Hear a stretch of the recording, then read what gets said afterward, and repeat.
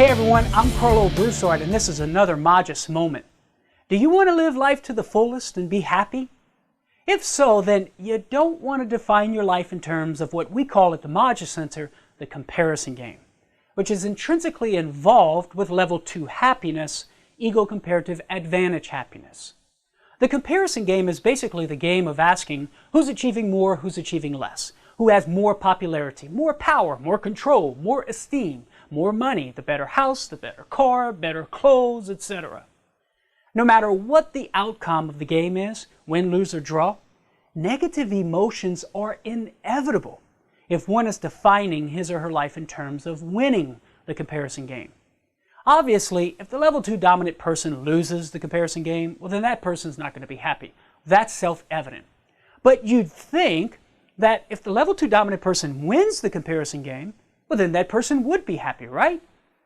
Actually, nothing could be further from the truth. You see, if the level 2 dominant person wins the comparison game, well then that person is going to constantly be worried about losing the comparative advantage. And that's going to lead to an obsession with doing anything and everything he or she can to keep the comparative advantage and stay on top. That's going to lead to narcissism, because all of one's activities are going to be focused on self. And that in turn is going to incapacitate one to love. If a person is only concerned about him or herself and being better than everybody else, well then there's no room for concern and care for others, in which case there's no room for love. And finally, that's going to lead to a state of loneliness, because nobody wants to hang around an egotistical jerk that's incapable of love. Now, even if the level 2 dominant person draws or obtains equal status in the comparison game, negative emotions still ensue. Ego sensitivity and fear of failure remain, because that person is going to fear losing the equal status. Suspicion is going to set in. John's working extra hours just so he can outdo me. And that's going to lead to resentment.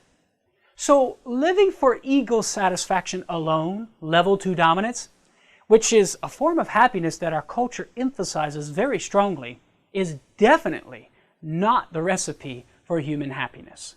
But, one may ask, does that recipe for human happiness involve the ego-comparative advantage if I don't make it my dominant form of happiness? We'll have to save the answer to that question for another Magis Moment. I'm Karlo Broussard with the Magis Center at magiscenter.com.